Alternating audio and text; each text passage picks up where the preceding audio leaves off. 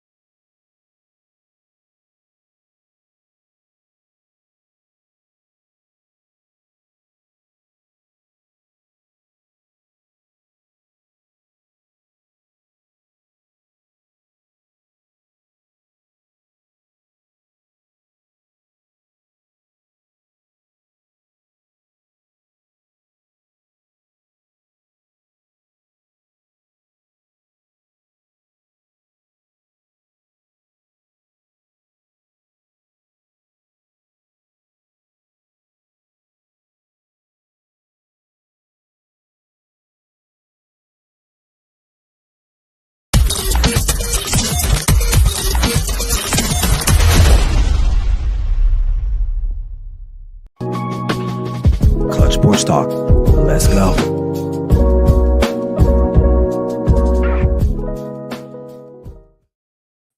Well, what's up, everybody? Hope you guys are doing all right. It's me, your boy, Ryan Flowers, a.k.a. Clutch Sports, and welcome to the final episode of NFL matchups for the 2024-2025 season, or excuse me, 2026 season. Super Bowl just wrapped up. We're going to talk about that, of course. I'm going to break it down tonight. 3 segments. I'm going to talk about Seattle and how they did in the game, Super Bowl 60. Dominant performance. We'll talk about that. We'll get into that. And then I got to talk about New England Patriots, too. Drake Maye did not look good. Overall, the Patriots just did not have an answer in that game. Probably a very lackluster Super Bowl performance, I would say. And then finally, I'm going to give you some insight or share some thoughts about what's going to happen for both teams going into next season. Because before you know it, it's right around the corner. So if you love football, you love NFL football, if you're watching on YouTube, Facebook, or here on TikTok, make sure you guys drop a like and follow. But sit back, relax, and enjoy the show. This is NFL Matchups with me, Ryan Flowers. You know what it is. Let's go. We're going to be here all day, baby. I like this kind of party. I like this kind of party, baby.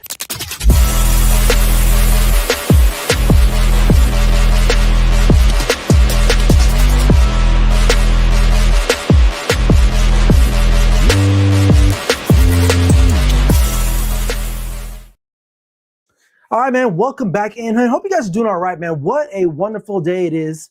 Well, kind of, sort of, but the NFL season's over. Super Bowl 60, a lot of lead up going into that game. Who was going to win? Was it going to be a defensive battle? Was it going to be close? Was JSN going to be the guy? All these storylines, right? And then we get the game 29-13. I think it was the final score. And 13 really was kind of just like, they kind of got those points towards the end of the game. But nonetheless, the Seattle Seahawks are the Super Bowl 60 champs. They are the kings of the National Football League. But before we get into all that, man, make sure if you haven't already, subscribe to the YouTube channel at Clutch Sports Talk Podcast. As well, find me on the Grid Network. And you can hit me up on Instagram and TikTok. I'm streaming live on TikTok as well right now. For those watching on TikTok, make sure you guys drop a like and get those likes going. Get the comments going in the comment section there. And make sure you follow and share the stream with others so we can get some more people here watching this episode. It's the final episode of NFL Matchups for this NFL season. I'll probably take a break really for a couple weeks or so, probably do a little bit of combine talk. Then obviously we got to get ready for the draft. So there's still going to be football to be talking about, but probably won't be in depth anymore just because there's just no games, there's no matchup. So other than that, all right. Well, let's just talk about the game. Let's talk about Seattle first and foremost. I'll start with Mike Macdonald. Sorry. For those who don't know, was a volunteer high school coach. I believe he went into University of Georgia to get his undergraduate and graduate. I forget which one was which. Gets an internship with Baltimore Ravens, rides that wave for quite some time, and then ultimately lands the job as the head coach for the Seattle Seahawks. Unbelievable story. this guy, literally, if there was an MVP for coaching or coaching staffs, they should have got it. This was just a defensive masterclass on how to completely shut down an opposing offense. I mean, his system is so basic, but the amount of pressure that they can get without blitzing, it was evident. And those were the things that really stood out to me, especially without the blitzing. Now, they did have a couple blitzes, especially with their corners. I know Witherspoon was looking like a freaking like Troy Polamalu just coming off the edge there in those nickel packages. But overall, they were able to get the Drake Maye. And I will talk about the Patriots and their lackluster performance, but I do want to continue talking about Mike Macdonald because he is a stud. He is a stud, arguably one of the best coaches right now in the NFL.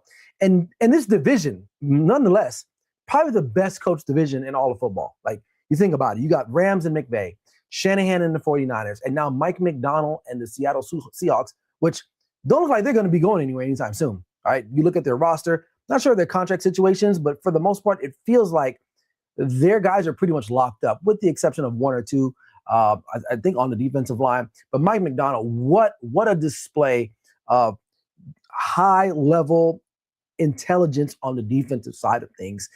And really, that was the difference in this game. Like, Sam Darnold didn't have to be great. He did exactly what a lot of us were like, well, they can win if he doesn't turn the ball over. And that's exactly what he was able to do down the stretch in the playoffs, in the end of the regular season. And now they're hoisting up the Lombardi Trophy with celebrating with their fans in the Northwest section there. So, but overall, I mean, Mike Macdonald, the way a lot of people probably didn't know who he was, right? He wasn't. And again, I'm not a defensive head coach guy, right? And he changed my mind. He changed my mind.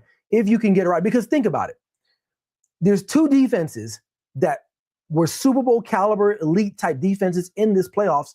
One of them was Seattle, and the other one, can you guys guess? The Houston Texans. And the difference between the Texans and the Seahawks is that their offense didn't screw them over at the end of the day. In particular, their quarterback didn't screw them over. CJ Stroud did his defense no favors in that game against the Patriots a couple weeks ago. I believe, was it in the divisional round? And Sam Darnold did everything he needed to do, right? So, which is not turn the ball over, play smart, hand the ball off. Again, offensively, the game plan wasn't like that complex. They really were like, you know what? We're going to get after him. We're going to get after Drake Maye. We're going to force him to make a throw there that we're going to get. We're going to force him to fumble, which he's been known to do, especially this season. And they did exactly that. Now you look at Sam Darnold on the other take. Like, of course, it's a great story for him. Top pick in the NFL draft in 2018, if I'm not mistaken. Goes to the Jets, flounders, like just doesn't look good, right?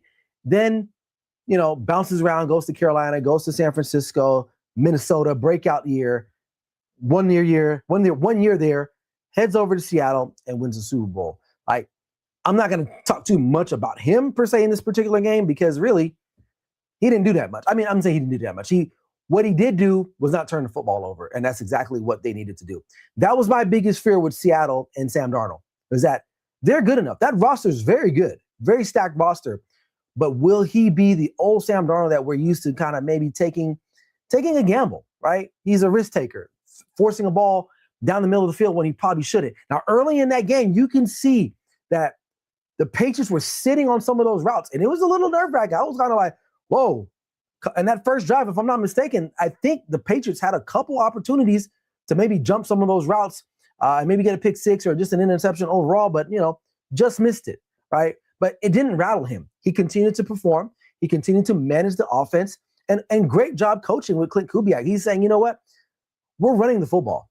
And when you can do that at any level, you're going to control the flow of the game, and that's exactly what they did. Like, even though it was like, 6-0, 9-0, it never really felt that the Patriots were going to really get back in that game. And eventually, when Seattle was able to score a touchdown, we all kind of were like, well, that's pretty much the game in itself, right? So, Sam Darnold, good for him, and he's the kind of guy that you want on your team, right? He's a quarterback, but he's just a football guy. If you don't really know about him, I believe coming out of high school, he was like a linebacker too. He goes to USC, has a pretty good career there.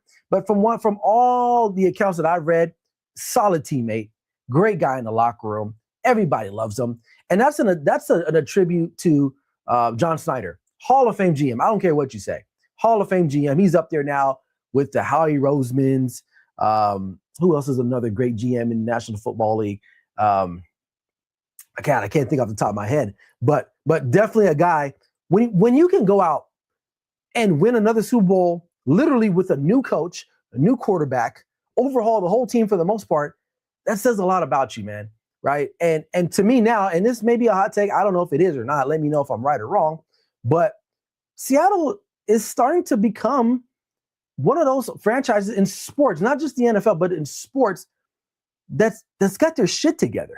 Right? You look at other teams that just continues to do dumb shit, like Atlanta or Miami, like these teams, like Seattle, man, think about it. They had Geno Smith last year, right? Geno Smith, they send him off to Oakland, or excuse me, Las Vegas. He sucks, right? You fire Pete Carroll, you bring in Mike McDonald, all within the last 2 years, and now you've won a Super Bowl. You won a Super Bowl. So at the end of the day, you can call it what you want. Sam Darnold, is he a game manager of sorts? I don't think so. I think he's arguably a top 5, top 10 quarterback now in the National Football League, especially because he's got a really solid team behind him.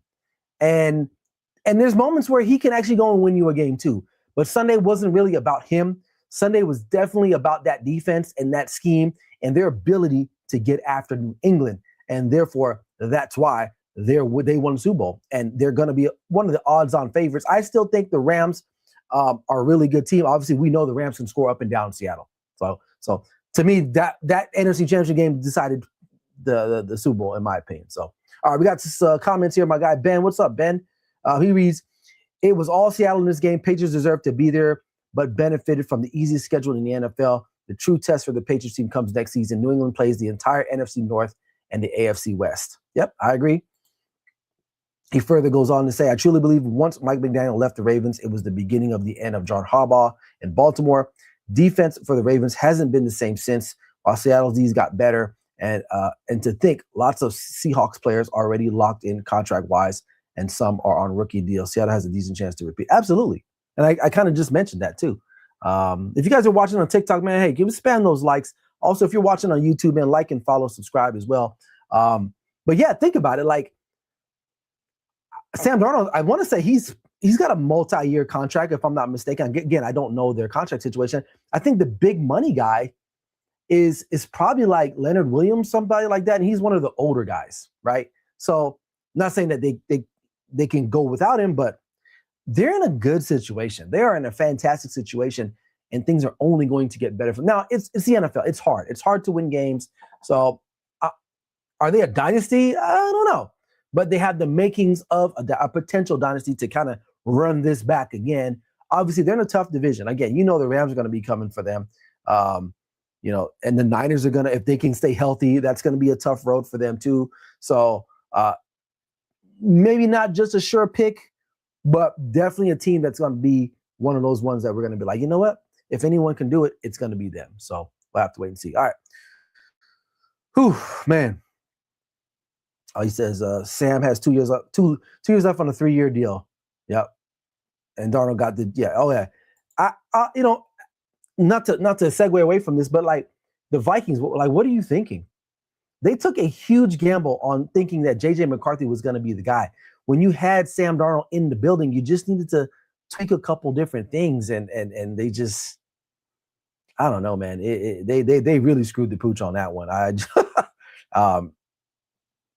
But that's why they're the Vikings, and Seattle is a really good team. High level. John Snyder, one of the greatest GMs in NFL history by far.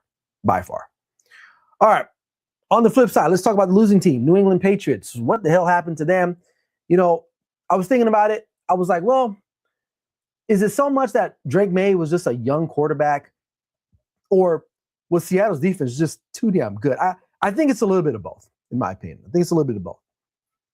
When you think about it, Drake Maye has not played a lot of meaningful football games in the National Football League. Hell, go back to college. Like, Who's he playing in college? You know, UNC, what's their biggest rival? Like Boston College? Like, who cares, right? You go see the NFL first rookie year, they were a shit show. I believe they won like 4 games. You can see the upside in the kid. You know, but and again, Patriots fans don't want to hear this, but it's a fact. They benefited from a very easy schedule, and then when they got in the playoffs, some things kind of went their way. Now I get it. You got to beat the teams that are put in front of you. There's no denying that, and I won't take that from them. And that's why my guy Ben said, you know, they deserve to be there because they won the games that they needed to win. But let's be realistic. Like let's exclude the regular season games. Let's just look at the playoff games and the matchups and the scenarios that they kind of, you know, fell their way. LA Chargers, Justin Herbert, injured, right? And LA kind of was in that game still. It's just that their offense couldn't get going, right? Then you play Houston. CJ Stroud literally like 10 interceptions, something crazy like that. Just turning the ball over, telling the Patriots, please win the game for us, right? Houston's defense kept them in that game, but the offense, again, let them down, right? Then you got to go on the road. Granted, you know, it's snowing, 50-50 type game in Denver. Bo Nix is out. You're playing Jarrett Stidham, which I get it. A lot of people thought he was going to come in there and do something. So you win that game, which is tough, you know, and you win the game, you end up in the Super Bowl. And then finally, when you meet a team that has a good offense and elite defense, you get folded up and packed up like it was nothing. Literally nothing. And a lot of that has to do with Seattle, but then a lot of it too, again, back to Drake Maye and not playing in a lot of big time games, it kind of hurt him. You can tell he was shell shocked. He was seeing ghosts, right? He was making plays and it was like, obviously they knew they weren't going to run the football on these guys because a lot of people can't. Most teams don't run well against the Seattle Seahawks. You have to attack them via the air. You got to spread them out and you got to attack them, which is easier said than done. So where it went wrong for them overall, I don't know if the game plan was just not good enough. I mean, think about it. Josh McDaniels has been in like 9 Super Bowls, something crazy like that. He's coaching a lot of big time games. I just don't think they had the right quarterback at the time, right? I think Stephon Diggs, 2 catches, something crazy like that. Like they really had nothing going. They couldn't really run the ball effectively. Drake Maye was just sitting there patting the ball, holding on too long. He was trying to force throws in tight windows and eventually caught up to him in the end. So, you know, it really, again, it's a defensive masterclass. And that defense was really getting after a young quarterback who hasn't seen, like, so for whatever it's worth, Sam Darnold, although is coming into fruition the last couple seasons, he's been in the league a while. He's seen a lot, man. He's seen a lot. And like I said, he was very poised. And Drake Maye, you can kind of feel he was a little rattled. They sped him up a little bit, and he just was not able to recover at the end of the day. And therefore, you know, we got the result that we saw, the 29-13, something crazy like that. I forgot what the final score was. But that game was not entertaining from a big play perspective. Like, I like defense. I don't mind watching it. I thought what they were doing on defense was like phenomenal. Like just locking dudes down, getting pressure without having to really blitz a lot. You know, at the end of the day, again, you know, Drake Maye wasn't a great performance, but he just literally ran into a buzzsaw. And a lot of quarterbacks this season saw that same fate, with the exception of like Matt Stafford, who for whatever reason has this team's number when it comes to offensive performances. So, you know, no shame in that. I think if anything, he'll learn from this. This is a really great education. It's a tough education because how many millions of people were watching this game and they're just sitting there like, well, we knew they were in shit because they ain't played nobody. Like, I don't want to go down that route per se. It kind of helped them a little bit. I think, I wouldn't say they're frauds either, but definitely they ran into a team that just was the bully on the block, and they took care of business and they got the job done. So, but you know, I say that to say this. We'll hop into what I think is going to happen next year with Seattle and the Patriots. So going into next season, early predictions. Obviously, your quarterback is locked up for at least another 2 years.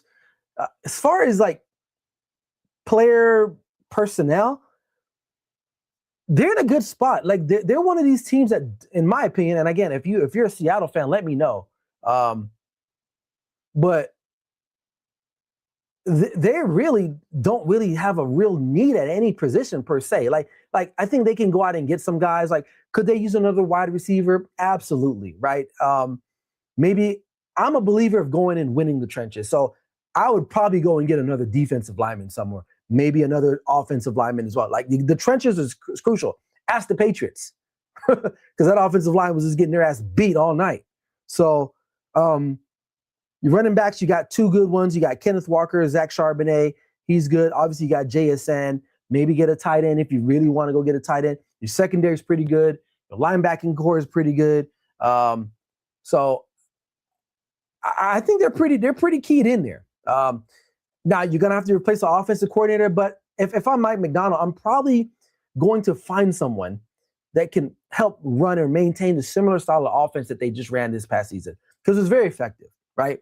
Run the football. You don't really have to rely on Sam Darnold to make too many big time plays.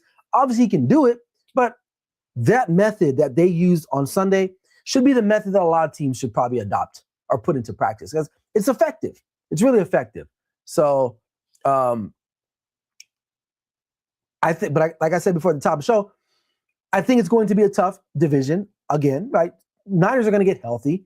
Okay. The Rams, they're right there. And to me, right now, it's the Seattle Seahawks and the Rams are the two best teams. Now, the Rams, they got some things they got to figure out. Their special team sucks. Their secondary is a little suspect as well, too. But I feel like they'll right that ship. But Seattle's going to be right in there. Philly, if Philly can get the coaching stuff situated, they'll be right back in there, too. So they definitely have the DNA of a championship caliber team next year going into 2026, for sure. There's no doubt about that in my mind. So they probably would be one of the favorites, if not for the Rams, because the Rams can score. And I think that's the difference in what happened on Sunday, is that New England really couldn't get anything going. Where you're watching Matthew Stafford go up and down the field, like just going crazy on these guys. But the other side, New England, I mean, listen, offensive line is going to have to be something you're going to figure out. Is it Will Campbell? Is that his name? Will Campbell, the left tackle? He's more likely going to have to be probably put inside as a guard. He struggled in the postseason, and not only did he struggle, but like it was really bad in the Super Bowl, man. Like he had no answer for anybody that was rushing against him. Now, from what I understand, he's got like short arms, so which is not ideal for being a tackle, right? Because you got to get those arms out to get those fast little strong edges that are rushing. So they're gonna have to probably invest in some more of the linemen, right? Probably get another weapon or two. I don't think Stephon Diggs is like that guy. I mean, he's a good little piece. Keyshawn Butte, he's a young guy too, but I still think they probably need like another like real alpha kind of guy, like an AJ Brown, if they can maybe pull a trade off for that. Defense, I think they're pretty solid. Christian Gonzalez, honestly, man, didn't really watch a lot of him coming out of college, but I really followed his pro game. He's a really good corner. And if you don't know who he is, man, throw on the tape. He is one of the best, in my opinion, man-to-man cover guys in the National Football League. There's no doubt about that in my mind, right? But offensively, they're going to have to bolster their offensive line. Again, true number one. Maybe a running back, maybe between Ramondre Stevenson, maybe get another guy in there as well. I know that the Henderson guy is there, but I feel like he's like a home run hitter. Right, but maybe the line play will maybe solve that. But you definitely have to block for Drake Maye, because he was just under pressure all night, and he just couldn't get things going. So, do I think they'll win the division next year? I don't know, man. I don't. I think it's going to be tougher for them. I think their schedule is going to be harder, absolutely for sure. There's more tape now on Drake Maye, because when you think about it, this is kind of like his rookie season in a sense. Right? I know he played a little bit last year, like 4 games to 5, if that. But this was his full-on year for everyone to see. Now, he had a good year. Very productive year. But I want to see him do it again. Can he do it again? Right? So, like my boy Ben said, they got the AFC North. They got the AFC West. Now that I think about it, though, I mean, realistically, the AFC North could be beatable. Right? We'll see how the Baltimore Ravens are. Pittsburgh, they're probably not going to be any good. Who else is in there? The Bengals is a wild card because Joe Burrow, right? Joe Burrow is another quarterback that I like, but it's still up for grabs, I guess. Those are winnable games. The AFC West, obviously, the Raiders, we'll see how they are. I don't think they'll be that great. The Chargers, very inconsistent. The Chiefs are probably going to be down. And then you got the Broncos, right? So with Bo Nix. So we'll see how that goes. That's still a lot of questions. So schedule's not going to get any easier, of course, right? It's going to get a little bit harder because, they made a deep run in the playoffs. But overall, do they make the playoffs? Yeah, I think so. I think the NFC overall is more loaded as far as teams. This is so ironic. Think about it. AFC has some of the more big-time name quarterbacks when you look at Lamar, Josh, Patrick, I know he's hurt. Joe Burrow, right? They have the bigger type names. I mean, you look at the NFC, you got a lot of more like the Sam Darnolds. And don't get me wrong, Sam Darnold's a great quarterback, not a superstar kind of caliber kind of guy, right? Matthew Stafford's a stud, right? So they got guys like that. But to me, there's like a lot of Dak Prescott's, of Jared Goff's, very steady guys. Jalen Hurts, very steady. But when you look at the AFC, they're loaded with like guys that are like legitimate, like super talented quarterbacks. But when you look at the NFC overall, the teams to me are probably a little bit more consistent, a little bit better. So, that might be in favor of New England. But definitely this is a good team. Mike Vrabel is not going to go downhill from here. They're going to get better. He's going to get them ready. They're going to go and make some moves. Robert Kraft is willing. He sees now that, like, you know what? We can compete. We can go and make it to a Super Bowl and possibly win one with this quarterback. We just got to get better, right? And again, they just weren't ready for it. Like Seattle was ready for this, right? They showed up to the gunfight with a gun. And New England showed up to the gunfight with a knife. That's the best way to say it. Doesn't mean that they can't be good, but it just wasn't their night, man. It just wasn't their night. So, but I still think they can make the playoffs. I think Buffalo's going to be okay. I think they're going to kind of still find a way to win something with Josh Allen, although I'm kind of like, I don't really know. But I think they'll bounce back as well. So, all right. So there you have it, man. Really, really short episode, honestly, man. I didn't really have much to talk about tonight. But if you guys have questions, comments, man, I'll stick around on here for those who are following or watching right now. I will say this about the MVP. A lot of people would talk about Drake Maye. I don't know, man.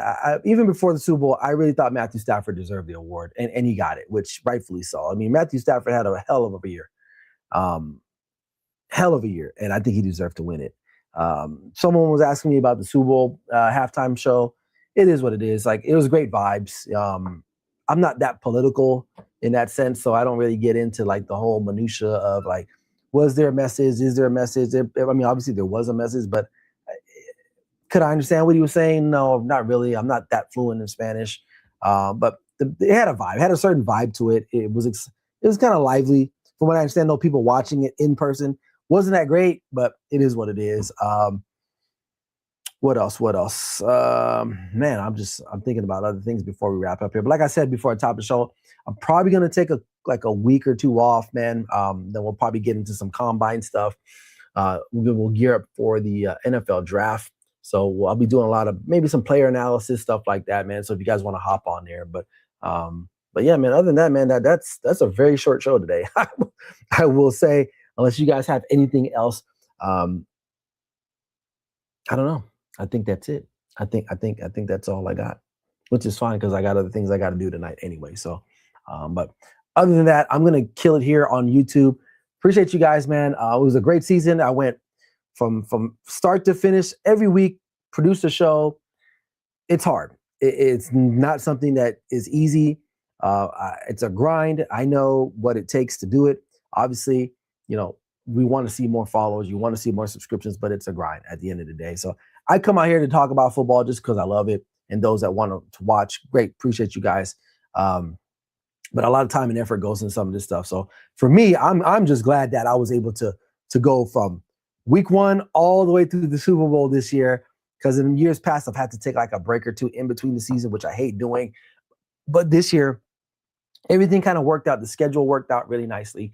And I was able to put on a show for you guys every week on Tuesday, sometimes Thursday or Wednesday, but nonetheless. So there you have it. That's it. This is the final NFL matchup show for this current season. It's in the books. Continue to like, subscribe, follow, share the content with everyone out there. Until next time, folks, it's a pleasure. This is your boy, Ryan Flowers, a.k.a. Clutch Sports Talk. never settle till the work is done. We'll see you guys soon. Peace.